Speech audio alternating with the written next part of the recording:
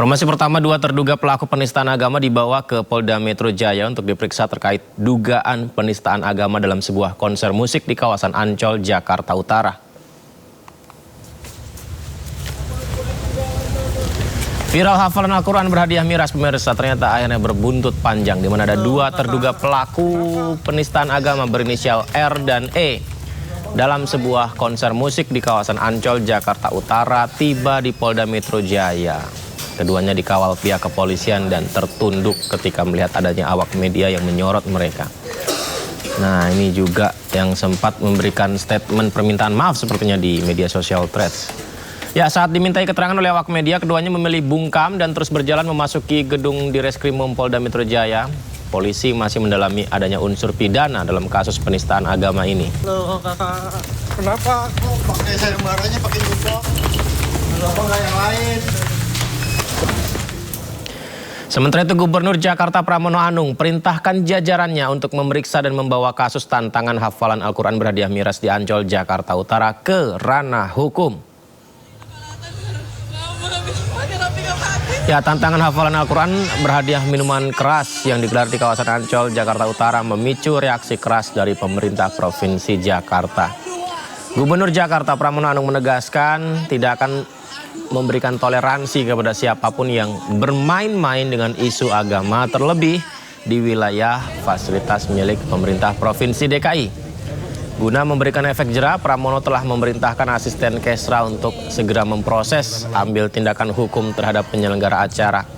Ia menegaskan tidak akan memberikan toleransi kepada pihak manapun yang berani memainkan isu agama yang bisa mengganggu kedamaian kota Jakarta. Teman-teman sudah mengetahui itu.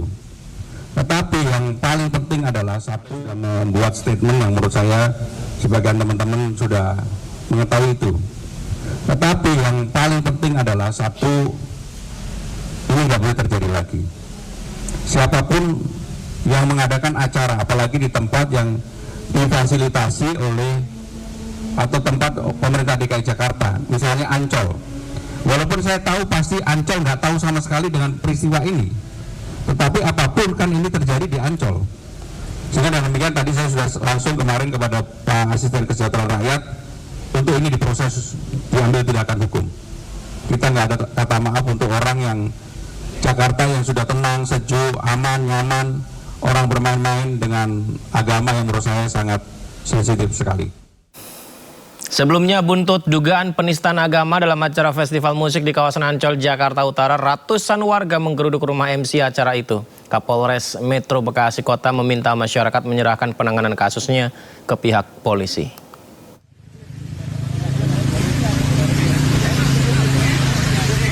Ratusan warga dari berbagai daerah menggeruduk rumah yang diduga dihuni oleh MC festival musik yang terlibat dalam challenge hafalan Ad-Duha di Rawalumbu, Kota Bekasi pada Selasa malam. Masa yang emosi bahkan masuk ke dalam rumah untuk mencari keberadaan terduga pelaku. Namun MC tersebut tidak ditemukan. Pihak kepolisian Polsek Rawalumbu dan Polres Metro Bekasi Kota sempat mendatangi lokasi. Menurut Kapolres Metro Bekasi Kota, Kombes Pol Putu Kolis Aryana, pemilik rumah diketahui sudah pindah domisili sejak 3 bulan terakhir. Juga menyampaikan kepada masyarakat agar menyerahkan penanganan ini kepada pihak kepolisian. Kita sudah melakukan upaya-upaya penyelidikan, baik itu Polres Metro Jakarta Utara, Polda Metro Jaya, dan Barreskrim Polri. Nanti tentunya update-nya akan disampaikan. Sementara dugaan penistaan agama masih dalam penyidikan Polda Metro Jaya, Polres Jakarta Utara, dan Barreskrim Polri. Sebelumnya, video dugaan penistaan agama terjadi dalam acara festival musik di kawasan Ancol, Jakarta Utara dan viral di media sosial. Salah satu stand produk minuman keras diduga menantang pengunjung menghafal surat Ad-Duha dengan hadiah 1 botol minuman beralkohol. Dari Bekasi, Jawa Barat, Rahmat Hidayat, iNews melaporkan. Pemirsa, satu lagi bertambah deretan tenaga kesehatan yang sempat merundung pasien BPJS Yurizal diberhentikan dari tempat kerjanya. Nike Adelia Marliana, seorang tenaga kesehatan RSUD Cicalengka, Kabupaten Bandung, diberhentikan pemirsa karena komentar nir empatinya di media sosial. Ingin mengucapkan turut berbelasungkawa kepada keluarga korban Yurizal dan juga ingin mengucapkan permohonan maaf yang sebesar-besarnya kepada keluarga korban atas komentar saya di tweet.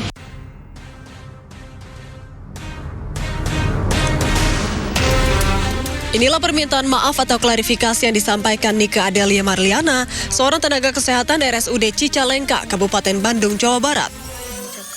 Permintaan maaf disampaikan usai ucapan nir empatinya di media sosial terhadap pasien BPJS yang meninggal Yurizal menuai kecaman beberapa waktu lalu. Namun, ucapan permintaan maaf saja ternyata tidak cukup. Bupati Bandung Dadang Supriyatna telah meminta manajemen rumah sakit mengambil langkah untuk memecat Nike. Ucapannya tersebut dianggap tak beretika, melanggar aturan, serta mencoreng dunia kesehatan dan institusi rumah sakit. Tidak beretika, tentu saya sangat kecewa. Dan saya sudah instruksikan bahwa orang tersebut dipecat atau dikeluarkan dari ASN dan termasuk dari rumah sakit Cicalengka yang tentunya juga berlaku untuk semuanya. Siapapun yang melakukan pelanggaran etika, disiplin dan sebagainya, maka kami tidak akan segan-segan sekaligus memberhentikan orang tersebut. Sebelumnya, seorang pasien BPJS Yurizal Trihairawan mendapat rundungan di media sosial dari sejumlah dokter dan tenaga kesehatan. Hal ini lantaran Yurizal mengunggah curhatan di media sosial terkait lamanya menunggu ruangan perawatan. Dan tak lama kemudian Yurizal diketahui meninggal pada 31 Juli lalu. Mendapat kecaman dari masyarakat, sejumlah dokter dan tenaga kesehatan ramai-ramai minta maaf. Masyarakat pun berharap sanksi tegas terus diberlakukan bagi tenaga kesehatan yang tak punya empati agar kejadian serupa tak terulang di kemudian hari. Tim Liputan iNews melaporkan. Dokter forensik yang melakukan ekshumasi terhadap jenazah Sutrimo Karumga X Jampitsus Febri Adriansyah tidak menemukan luka akibat benda tajam atau luka akibat benda tumpul. Meski begitu, tim forensik meminta publik menunggu hasil pasti ekshumasi dari hasil laboratorium yang memerlukan waktu hingga 2 minggu.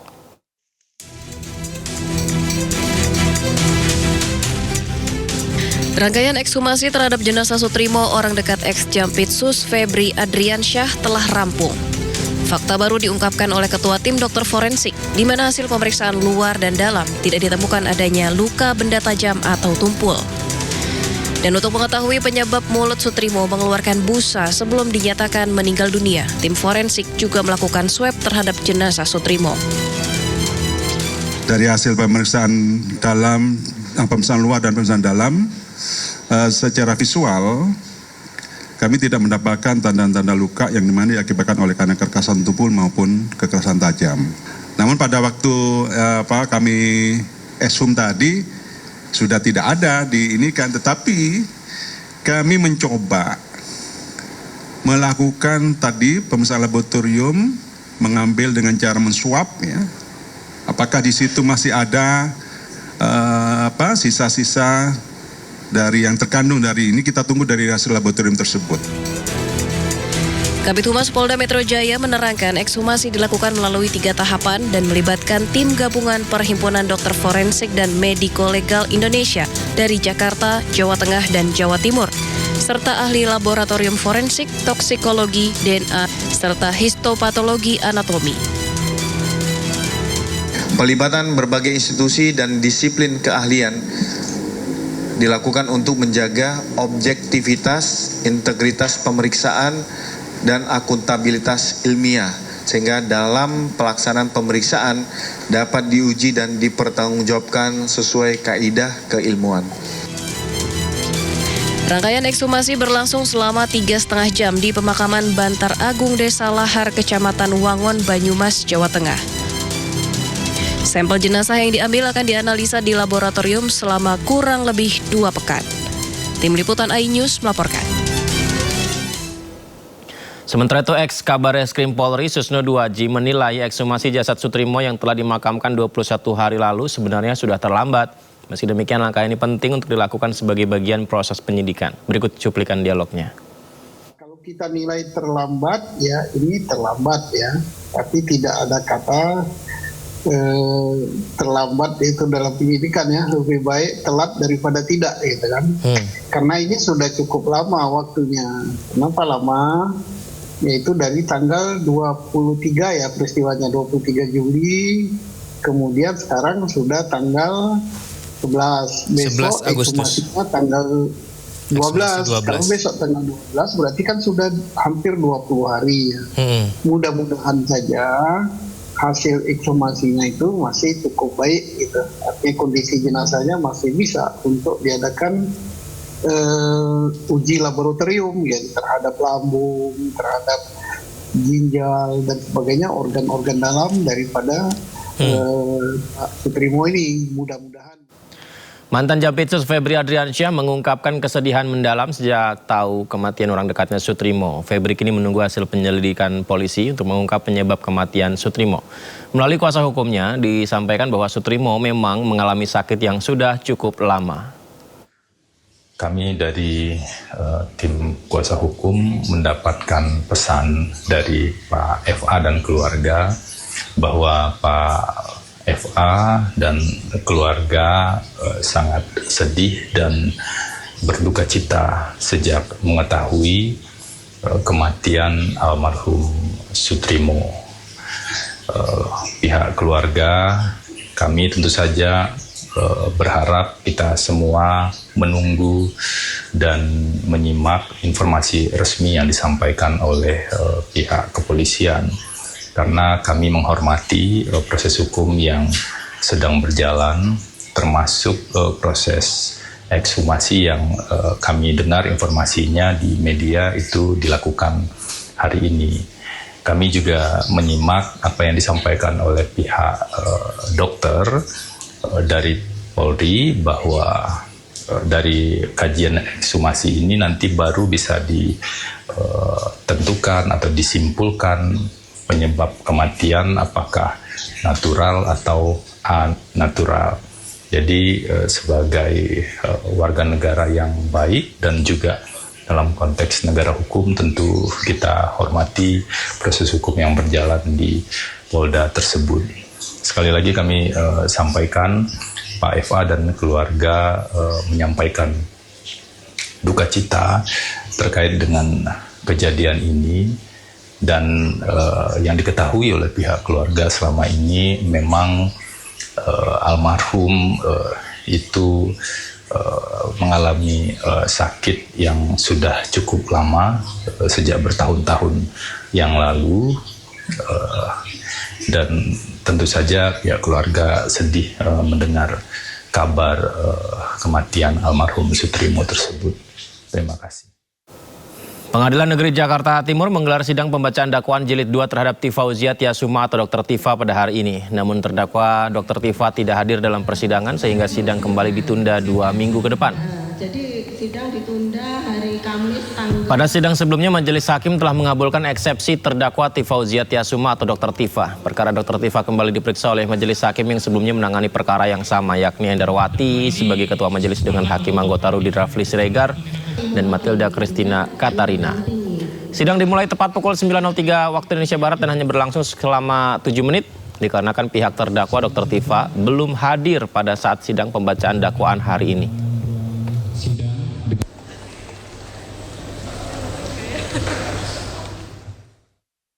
Pemirsa, Presiden ke-7 RI Joko Widodo merespon langkah Dr. Tifa yang mengajukan pra-peradilan dalam perkara tudingan ijazah palsu miliknya. Presiden ke-7 RI Joko Widodo meminta Dr. Tifa untuk ikut pokok perkara agar kasus ijazah dirinya segera tuntas.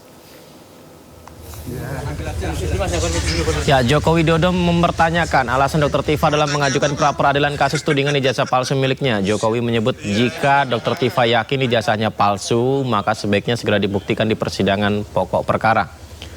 Jokowi juga lagi-lagi menegaskan siap hadir di persidangan dengan membawa seluruh dokumen akademik miliknya termasuk ijazah.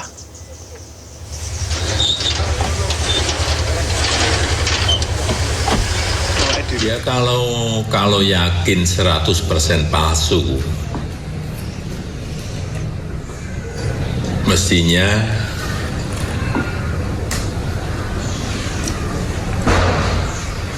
masuk ke pokok perkara di persidangan itu diikuti. tidak malah pra-peradilan. Biar perkara ini segera selesai. Masalah ini bisa segera selesai. Kalau untuk sidang rencana besok dari Pak Jokowi seperti apa, Pak? Kalau siap hadir, kalau hadir, kan sudah saya sampaikan, saya akan hadir membawa ijazah SD, SMP, SMA, dan nanti yang S1 yang sekarang di Kejaksaan, semuanya akan kita tunjukkan. Ya, pemirsa, Presiden ke-7 RI Joko Widodo juga akan menghadiri upacara 17 Agustus di Istana Negara Jakarta. Itu disampaikannya di kediamannya di Sumber, Solo, Jawa Tengah. Jadi Jokowi mengaku sudah menerima undangan dan akan hadir ikut upacara kemerdekaan Republik Indonesia di Istana Negara Jakarta 17 Agustus nanti. Meskipun demikian, Jokowi enggan menjelaskan pakaian yang ia kenakan dalam upacara kemerdekaan nanti. Selain ikut upacara kemerdekaan, Jokowi juga akan menghadiri sidang tahunan MPR dan sidang bersama DPR DPD yang digelar pada 14 Agustus 2026. Pak, dalam Anda ya? Amin, Pak. Presiden Prabowo Subianto Kamis sore hari tadi meluncurkan motor listrik nasional atau disingkat Molinas. Presiden berencana mempermudah kepemilikan motor listrik guna melepas ketergantungan bahan bakar minyak impor. Presiden Prabowo mengunjungi pabrik pembuatan motor listrik nasional Molinas di kawasan Cikarang, Jawa Barat, sekaligus meluncurkan produksi nasional motor listrik. Ya, seperti yang kita saksikan ya, Presiden didampingi jajaran kementerian dan Danantara melihat ekosistem motor listrik nasional. Sejumlah motor listrik produksi dalam negeri sudah dijual ke pasaran Indonesia. Semuanya turut dipamerkan dan Presiden Prabowo berjanji akan memberikan kemudahan kepemilikan motor listrik nasional dengan kredit yang paling ringan dan tanpa uang muka.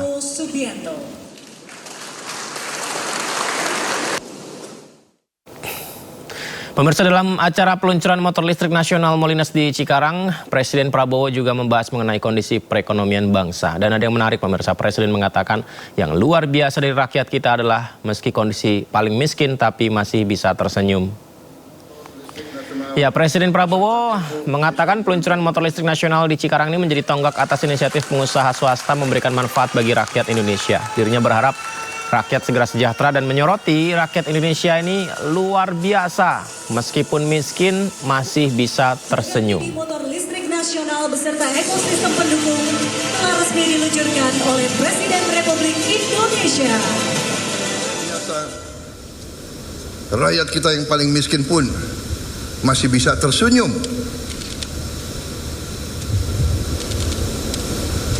Mungkin bajunya hanya satu style, rumahnya hanya gede, makanya saya tidak mengerti, masih bisa tersenyum.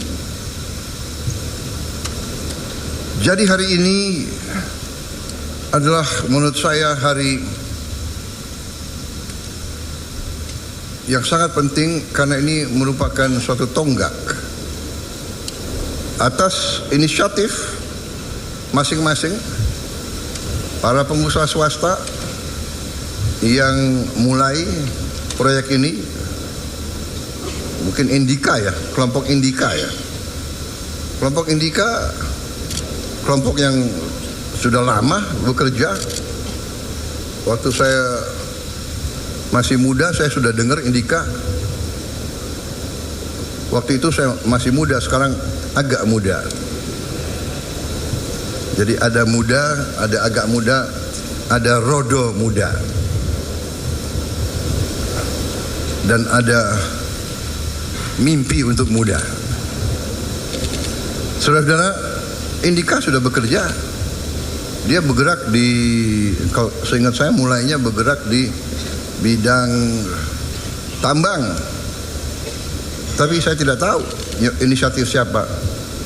Kok punya niat membuat motor listrik sekian tahun yang lalu ya. Jadi hari ini tadi production line itu bukan urusan 2 hari yang lalu atau 3 hari yang lalu, ya kan? Waktu saya dikasih lihat motor-motor mereka beberapa bulan yang lalu, saya bilang saya ingin lihat kau punya pabrik, bener nggak pabrikmu? Iya kan? Saya tanya siapa itu waktu itu yang datang ke Hambalang siapa? Anak buahmu ya? Pemirsa, harga Pertamax masih mahal, banyak masyarakat beralih ke BBM subsidi jenis Pertalite. Kondisi itu membuat hampir di SPBU Jakarta selalu dipadati antrian, termasuk di jalur antrian sepeda motor. Seperti inilah kalau di Jakarta, pemirsa, antrian panjang sepeda motor ya untuk mengisi BBM Pertalite. Bagaimana di daerah Anda? Apakah hal yang sama juga terjadi atau berbeda? Kalau ini adalah antrian panjang di Jakarta, pengisian BBM subsidi jenis Pertalite di SPBU Kramat Raya Senen. Banyaknya pengguna Pertalite yang akan mengisi Pertalite membuat antrian mengular panjang hingga keluar SPBU. Kondisi ini terjadi sejak harga Pertamax naik. Akibatnya banyak pengguna Pertamax beralih menggunakan BBM subsidi jenis Pertalite dengan harga Rp10.000 per liter. Bukan di satu SPBU saja, antrian BBM Pertalite juga sering terjadi di beberapa lokasi atau beberapa titik SPBU di Jakarta.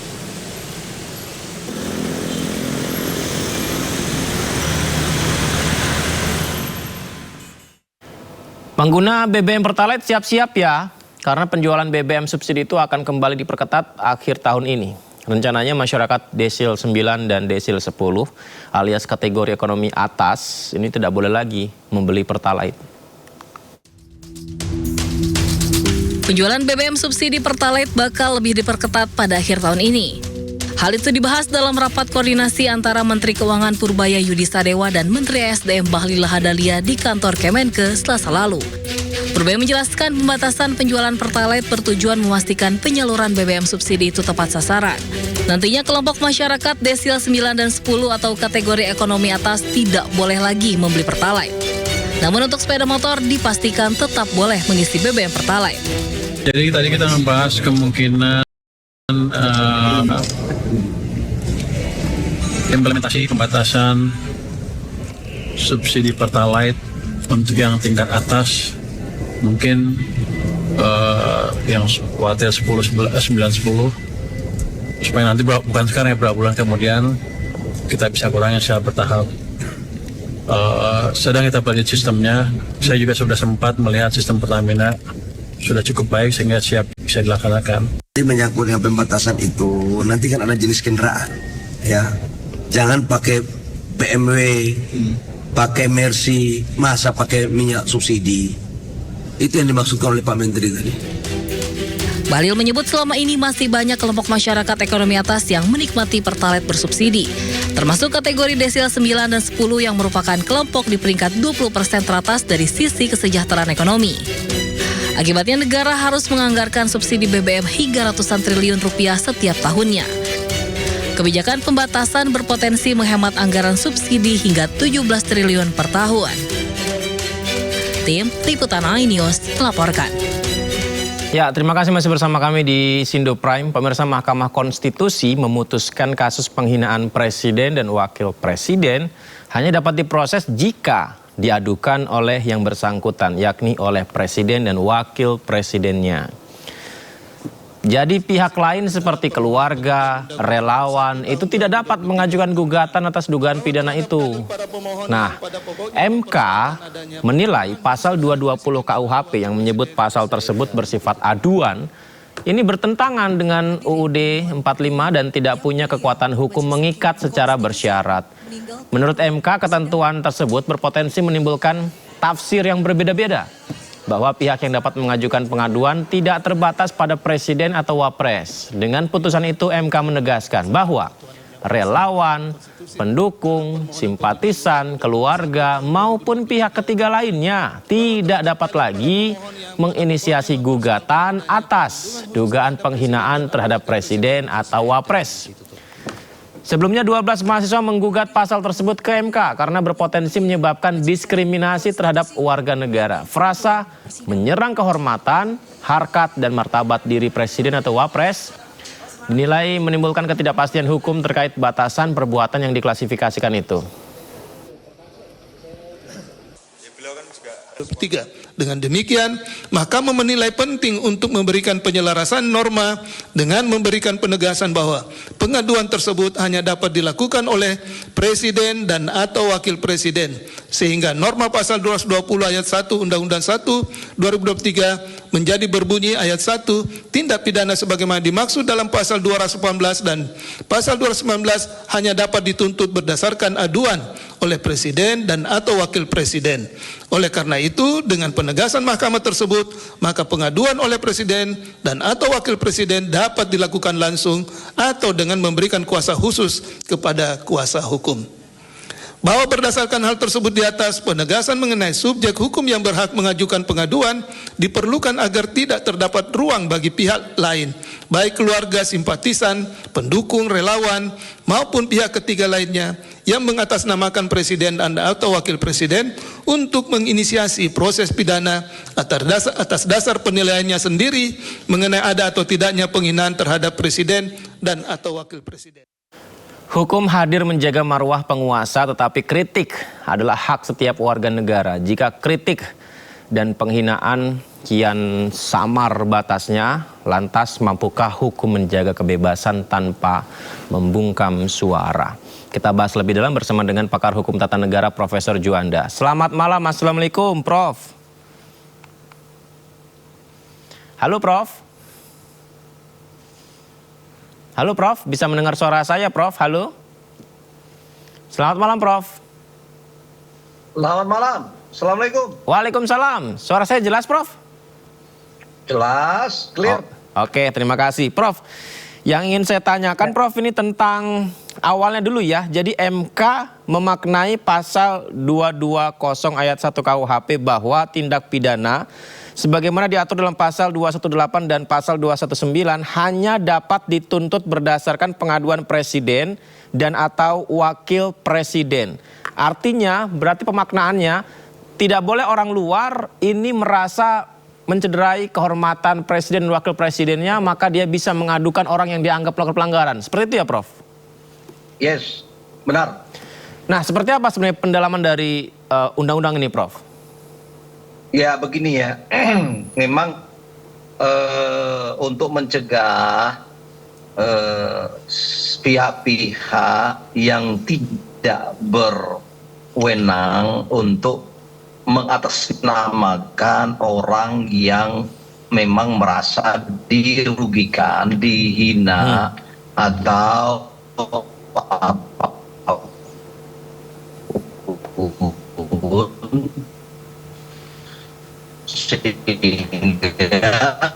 Oke. Putus-putus suara kita Prof. Atau tidak dirugikan, penghinaan itu sendiri. Oleh karena itu, ya. Halo? Ya, silakan dilanjutkan Prof. Sudah lancar lagi. Kedengeran. Halo. Kedengeran Prof. Ya, silakan dilanjut lagi.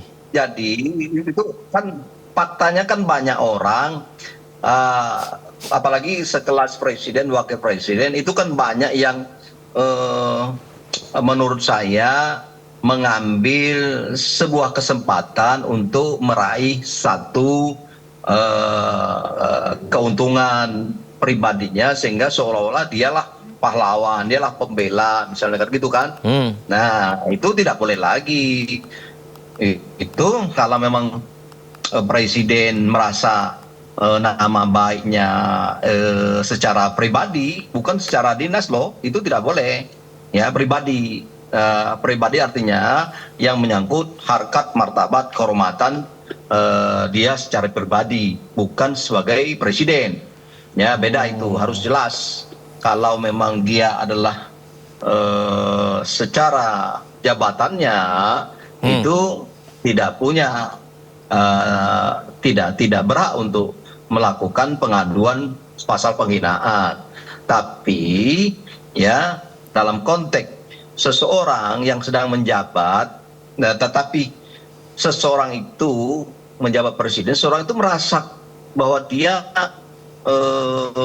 sudah diserang harkat martabatnya secara pribadi, maka itu kena pasal penghinaan. Dan oleh karena itu, kalau memang seseorang yang menjabat presiden itu merasa dia dicemarkan, dirugikan, dihina, ya, menyerang pribadinya, itu boleh. Tapi kalau misalnya kritik tentang kebijakan presiden, itu tidak kena pasal penghinaan. Itu kan kebebasan berpendapat setiap orang dalam negara demokrasi dan negara hukum. Jadi harus kita bedakan itu. Kalau dianggap pencemaran nama baik atau penghinaannya adalah jabatan yang diemban, misalnya presiden posisinya seperti apa, itu apakah masuk ke delik aduan juga, Prof? Ya, iya, tetap delik aduan, karena kalau dulu dia kan delik murni, ya, sehingga dengan demikian tidak dilaporkan oleh yang bersangkutan, maka tetap diproses sehingga orang lain yang menganggap itu adalah bukan dia, orang lain, apakah relawan, apakah keluarga, itu diterima sebagai suatu tindak pidana murni. Tapi kalau sekarang tidak bisa lagi, karena itu delik aduan. Delik aduan itu si yang merasa dirugikan, dihina, itulah yang mengadu. Tanpa itu tidak boleh. Ya. Kalau kebijakannya berarti nggak masuk dalam delik aduan penghinaan ya, Prof? Misalnya ini programnya tidak pintar misalnya. Tidak, makanya di situ dalam kerangka mengkritik kebijakannya demi untuk satu lagi kualifikasi kepentingan umum, apalagi itu kritik. Itu kan kritik merupakan bagian dari kebebasan warga negara untuk berpendapat, untuk mengkritik sebagai bentuk mungkin satu kepedulian sebagai rakyat, sebagai warga negara di dalam negara republik yang berkonstitusi ini. Itu silakan, jangan sampai membungkam nantinya kalau itu terjadi, ya itu kan semuanya itu nanti secara proporsional kita prinsip negara hukum itu. Prof, ya. ada nggak kekhawatiran nantinya kritikan terhadap kebijakan pemerintah ini menjadi bias sehingga ada oknum-oknum yang memanfaatkan membuat programnya tidak berjalan, terganggu begitu, Prof? Ada nggak kekhawatiran ke arah sana, Prof? Baik. Halo, Prof? Baik, kami akan perbaiki jalur komunikasinya dulu. Kita simak dulu ini pemirsa, ini mengenai masih berkaitan dengan hina presiden, dugaan penghinaan terhadap presiden. Jadi sejumlah tokoh, ini seperti yang kita juga kalau masih ingat, ini pernah tersandung kasus dugaan penghinaan terhadap presiden. Mulai dari ex-ketua BEM UGM Tio Ardianto, mantan Menpora Roy Suryo, hingga pengamat politik Rocky Gerung. Kita simak.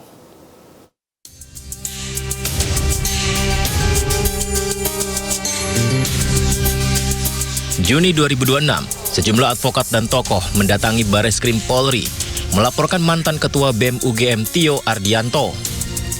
Tio dilaporkan Garda Prabowo atas dugaan penghinaan kepada Presiden. Garda Prabowo telah menyerahkan seluruh bukti dan berkas aduan terhadap Tio Ardianto ke polisi. Tio sendiri mengaku tidak gentar atas laporan yang dilayangkan kepadanya. Tio mengaku akan tetap kritis terhadap pemerintah. April 2024, Perhimpunan Advokat Peradi Bersatu melaporkan sejumlah pihak ke Bareskrim Polri atas dugaan ujaran kebencian dan penghasutan soal tudingan ijazah palsu Presiden ke-7 RI Joko Widodo. Selain Roy, gugatan juga dilayangkan terhadap Dr. Tifauzia Tiasuma dan Rismon Sianipar. Mereka dilaporkan atas dasar pasal penghinaan, penghasutan, dan atau membuat kegaduhan. Setahun sebelumnya, pengamat politik Rocky Gerung dan pakar hukum tata negara Refli Harun sempat dilaporkan ke polisi atas pernyataannya yang dinilai menghina Presiden ke-7 RI Joko Widodo. Dengan membawa alat bukti berupa video orasi Rocky Gerung dari akun YouTube Refli Harun, Relawan Indonesia Bersatu membuat laporan di Polda Metro Jaya. Dalam laporannya, Rocky dituding telah membuat kegaduhan atas pernyataannya yang dinilai menghina Jokowi. Tidak hanya Rocky, pengamat politik Refli Harun turut dilaporkan karena telah menyebarkan video penghinaan tersebut melalui akun YouTube-nya. Baik, kita kembali terhubung lagi Prof. Juanda. Halo Prof. Ya. Baik, Prof, tadi kan disampaikan bahwa ini progres yang cukup baik sehingga tidak ada yang memanfaatkannya untuk seolah-olah berjasa terhadap pemerintahan dan dimanfaatkan begitu. Nah, ini ketika mengkritik program pemerintah dianggap ini adalah sebuah kritikan yang membangun karena yang dikritik adalah program pemerintah. Apakah ada kekhawatiran bias di situ sehingga membuat tujuan oknum program ini tidak berjalan sebagaimana mestinya, Prof? Ya, saya kira begini ya, di dalam pasal 218, 219, 220 itu jelas bahwa kualifikasi untuk dinyatakan sebagai delik penghinaan terhadap presiden dan wakil presiden, satu adalah ya itu menyerang harkat martabat pribadi presidennya. Jadi pribadi presiden, bukan presiden sebagai jabatan sebagai pejabat negara, ya. Nah, jadi itu satu. Misalnya, ya apa contoh-contohnya itu tergantung. Yang kira-kira itu memang sangat tergantung pada perasaan seseorang itu sendiri. Apabila dia merasa harkat martabat atau pribadinya diserang oleh orang lain, maka itu masuk kepada pasal penghinaan yang kebetulan misalnya dia pada posisi menjabat sebagai presiden, menjabat sebagai wakil presiden. Jadi bukan sebagai pejabat presidennya yang bisa melaporkan seseorang itu, tetapi seseorang pribadi yang lagi menjabat tetapi pribadinya diserang. Maka ya, untuk mengantisipasi supaya kalau misalnya katakanlah diatur jabatan presidennya itu yang kemarin keliru ya, kemudian dianggap sebagai, kalau dulu adalah sebagai tindak pidana murni. Dan ini kalau tindak pidana murni, maka siapapun misalnya melihat bahwa itu ada penyerangan terhadap harkat martabat presiden sebagai pejabat negara, itu bisa diterima kalau dulu. Kalau sekarang tidak bisa, tergantung pada pribadinya seorang presiden itu, pribadinya. Perasaannya ya Prof ya? Perasaannya secara pribadi misalnya. Misalnya, Badu misalnya, begini-begini, kamu babi misalnya, sama dengan ini, itu kan menyerang pribadinya. Tapi kalau misalnya mengatakan, hai presiden, ya kebijakan ini adalah tidak menguntungkan rakyat, argumentasinya ABCD dalam konteks pandangan dia secara pribadi, tetapi ditujukan untuk mengkritik kebijakan seorang presiden atau wakil presiden, maka kelihatannya dalam kerangka juga merepresentasi kepentingan publik, maka dia itu bukan termasuk kepada penghinaan terhadap presiden atau wakil presiden, tetapi adalah merupakan bagian kritik seseorang warga negara terhadap pejabat negara. Itu tidak kena, dan itu adalah dilindungi oleh ya undang-undang dasar, ya baik itu pasal 27, pasal 28, ya kebebasan seseorang untuk berekspresi, berpendapat, dan itu dimungkinkan. Saya kira dalam negara demokrasi itu dilindungi, ya bukan dibungkam. Bahkan harusnya orang-orang seperti itu ya itu dirangkul, diajak berdialog, bukan misalnya dilaporkan. Dan itu sudah ada aturannya. Nah, tetapi kalau pribadinya seorang presiden itu dalam konteks pribadi, kemudian dia waktu itu menjabat presiden atau wapres, maka delik aduan, kena pasal delik aduan. Ya, kan tidak boleh menyerang. Bahkan berarti gini ya Prof ya, Bahkan kalau ada yang menggunakan kata yang agak menyakitkan seperti dungu, katakan demikian. Kalau misalnya pejabat negara ini, dalam hal ini misalnya presiden atau wakil presiden merasa itu adalah hal yang biasa, itu pun tidak bisa didelik ya, Prof? Bagaimana, Mas? Ya, ada kan yang mengkritik tentang penggunaan kata yang agak menyakitkan seperti dungu gitu. Nah ini kalaupun itu disampaikan terhadap seseorang yang menjabat sebagai presiden wakil presiden, kalau si presiden wapresnya tidak merasa itu adalah hal yang menyakitkan, itu tidak akan masuk delik, begitu ya Prof ya? Makanya itu kan soal kenapa dikatakan delik aduan, delik yang bisa diproses ketika ada pengaduan dari pihak yang merasa dirugikan, ya. Nah, katakanlah seorang pribadinya presiden, katakanlah saya menggunakan kata istilah pribadinya presiden, ya, bukan sebagai dinas atau jabatan presiden. Dia merasa, oh ngapain ngurus soal-soal seperti ini, ya, lebih banyak saya harus mengurus yang lain misalnya, tidak terlalu signifikan lah, dianggap ini sekedar manusia biasa dan ya yang penting dia bukan dungu misalnya, ya dia biarkan tidak ada masalah, ya dia tidak laporkan atau tidak melakukan membuat pengaduan. Nah itu makanya pas gimana? Kalau misalnya kritikan dalam bentuk menyiarkan berita dengan gimmick-gimmick satir begitu, Prof, terhadap kebijakan kepemerintahan presiden, aman nggak, Prof? Aman, itu kan yang penting kebijakan toh. Kebijakan. Ya, itu kritik misalnya. Tapi bentuk-bentuk kritik itu banyak. Ada tulisan, ada misalnya sindiran, ya kan? Tapi yang penting kebijakannya. Kebijakannya. Katakanlah kita tuduhin dah sekarang. Orang ada mengatakan MBG itu tidak bagus, misalnya, ya. Nah, itu tidak bisa sepanjang memang presiden menganggap ini penting dan berguna untuk masyarakat luas, ya presiden tidak boleh marah, ya.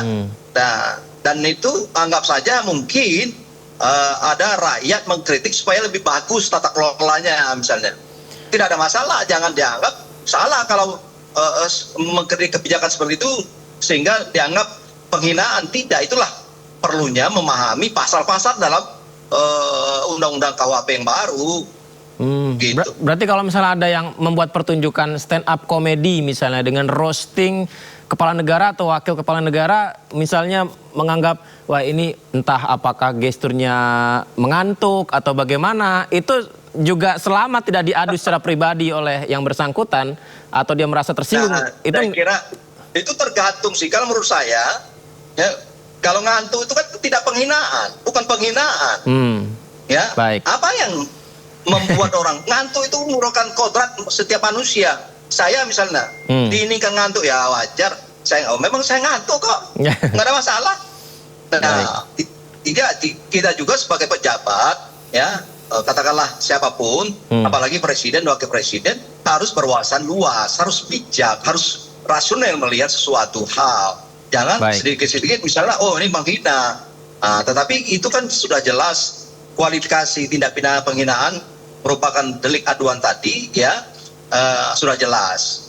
Itu menyangkut menyerang pribadi, ya. Kalau tidak menyerang pribadi, kata serangan itu bukan apakah mengantuk itu menyerang, ya. Itu kan biasa, manusia, setiap orang pasti ngantuk misalnya. Tapi kalau misalnya katakanlah misalnya begini ya, menurut saya misalnya ada seseorang itu diberi gambar misalnya kaki empat atau diberi gambar mukanya misalnya presiden, terus tubuhnya, nah itu bisa kita dalamin lagi, ya bisa itu masuk ke dalam kategori penghinaan. Masa gambarnya manusia tetapi bentuk tubuhnya bukan misalnya, atau seseorang itu bisa jadi dalam bentuk yang tidak berpakaian, yang itu kan menurunkan derajat juga. Nah, kayak gitu menurut saya kena pasal penghinaan. Tapi kalau soal ngantuk atau lagi senyum, saya kira tidak. Baik, Prof. Iya. Tadi saya ngantuk, tapi setelah ngobrol sama Prof Juanda nih jadi melek nih, karena menarik diskusi kisah nih. Terima kasih banyak ya, Prof ya. Nanti kita izin bisa dialog kembali ya. Selamat malam, Assalamualaikum, Assalamualaikum. Prof. Terima kasih, Selamat Prof. malam. Terima kasih. Ya. Pemirsa, saya punya pertanyaan. Mediasi itu apakah menengahi atau dengan intimidasi?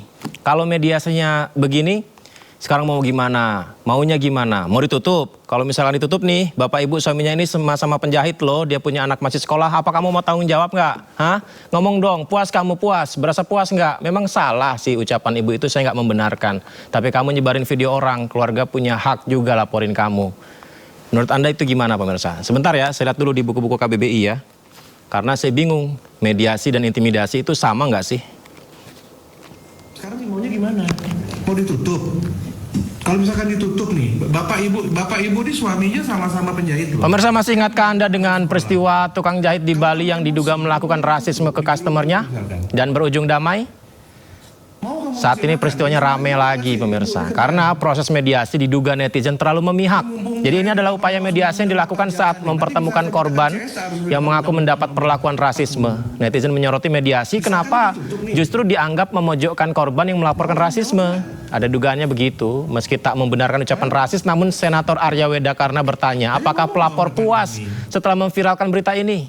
Puas, kamu sudah merasa puas nggak kamu? Memang salah, omongan ibu tuh salah.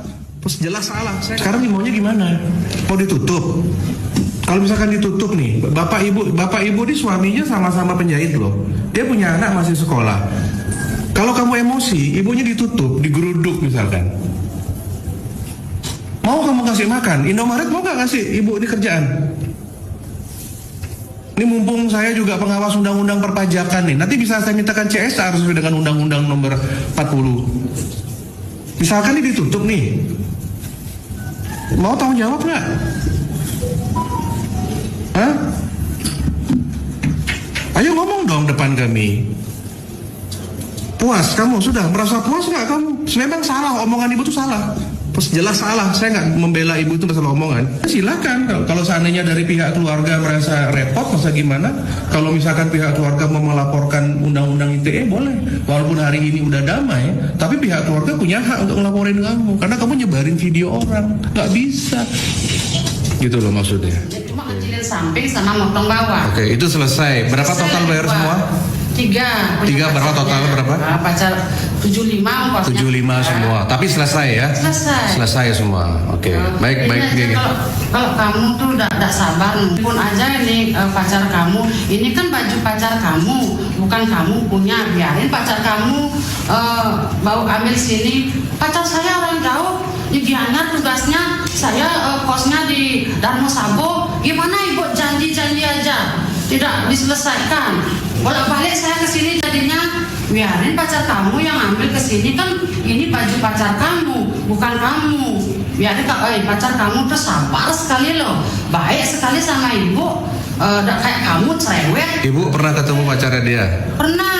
Oh gitu. Pertama kali bawa kan dia pacarnya. Oh gitu. Oke, nggak apa-apa. Ya. Oke, sekarang udah paham ya. Artinya klarifikasi pertama, baju itu beres semua tiga-tiganya. Harus beres. Yang kedua, bayarnya 75.000. Yang nomor 3 menjawab fitnah, artinya ibu nggak selesaikan, tapi ternyata memang diselesaikan ya. Dan ini udah datang berkali-kali.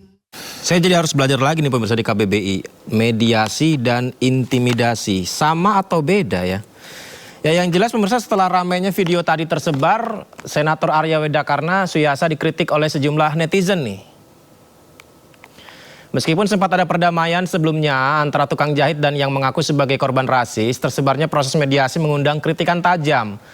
Dalam kritikan di media sosial, netizen mempertanyakan perlakuan yang ditujukan ke korban pelaporan dugaan rasis saat mediasi justru dianggap ditekan atau ada tekanan atau intimidasi. Netizen menganggap harusnya tak ada keberpihakan dalam proses mediasi. Namun menurut influencer Zanzabella, Senator Arya Wedakarna Suyasa justru niatnya baik, tapi netizen malah menjadikannya ajang menggoreng isu.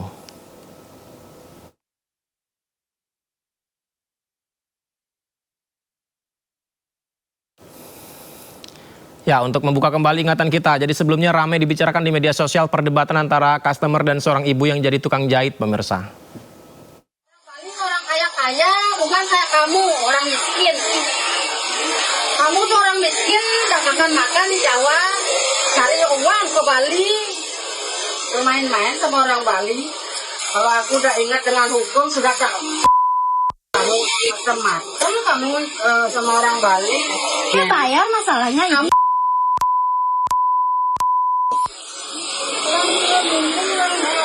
Orang makan, kalau kamu ngamak, tahu ngamak? Enggak tahu. Kalau kamu ngelek-lek diganggu orang, Masalahnya waktunya pacar saya. Kamu pacar kamu sudah pacar kamu? Saya bayar. Pacar kamu sudah saya bayar. Ayo pukul Pak bilangin. Siapa bilang? Pak Salim.